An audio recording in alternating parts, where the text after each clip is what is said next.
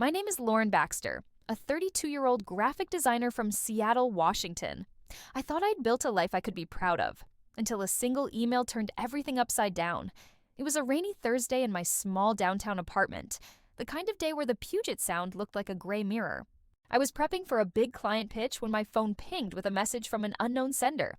"Check your business account. You've been played."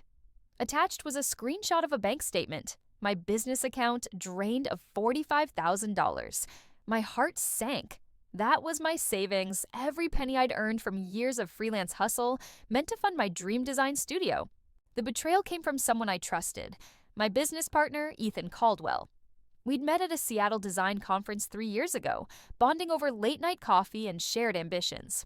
Ethan was charming, with a knack for winning clients, while I handled the creative heavy lifting. We'd built Baxter and Caldwell Designs into a local name, splitting profits 50-50. But the screenshot showed transfers, dozens of them, to an account I didn't recognize, all initiated by Ethan over 6 months. He'd been siphoning funds while I was too buried in deadlines to notice. I called him, my voice steady despite the rage bubbling inside. "Ethan, care to explain why our account's empty?" His pause was too long, his excuse too weak. "Lauren, it's a glitch. I'll fix it." I hung up, knowing he was lying. Ethan didn't know I'd been meticulous since my dad taught me to double-check everything after he lost his savings to a shady contractor.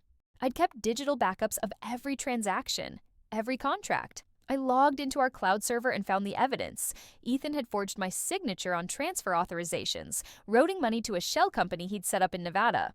Growing up in Tacoma, I'd watched my mom navigate a messy divorce from a man who tried to cheat her out of her inheritance. She taught me to stay calm, gather proof, and strike when the time was right. I wasn't that naive 20-year-old anymore. I contacted my lawyer, Ms. Denise Harper, a sharp Seattle attorney who'd helped a friend recover stolen assets. "Lauren, this is fraud," she said, reviewing my files. "We can nail him, but let's make it airtight." We installed tracking software on our business account, catching Ethan's next attempt to transfer $10,000 in real time. Every move was logged, every email he sent to his shell company saved. Ethan thought he'd outsmarted me, even bragging at a networking event about his solo venture funded by personal investments. That's when I decided to confront him, not alone, but with an audience. I invited our top clients to a company update at a sleek Belltown venue, promising a big announcement. Ethan showed up, smug as ever, expecting praise. Instead, I projected the bank statements, forged documents, and his emails onto a screen. The room went silent as I laid out his betrayal, my voice calm but cutting. Ethan thought he could steal my life's work. He was wrong. His face turned ashen. Clients whispered, some already pulling out their phones to cancel contracts.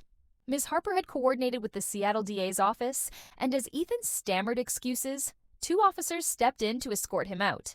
He faced charges of fraud and embezzlement. The bank froze his accounts, and I recovered most of the stolen funds, though it took months. Ethan's reputation in Seattle's design scene was ruined. Last I heard, he was working odd jobs in Spokane. The aftermath wasn't easy. I rebuilt Baxter Designs alone, rebranding it as Baxter Creative. My dad, now retired in Olympia, helped me sort through Mom's old sketchbooks, where she'd written notes about resilience. "Lauren, your art is your power. Protect it." Those words guided me as I pitched new clients, landing a contract with a major tech firm. My studio now employs 5 designers, and we're expanding to Portland. Ethan's betrayal taught me to trust my instincts and never underestimate my own strength. Every time I walk into my office with Mom's sketchbook on my desk, I'm reminded that no one can take what's mine, not without a fight.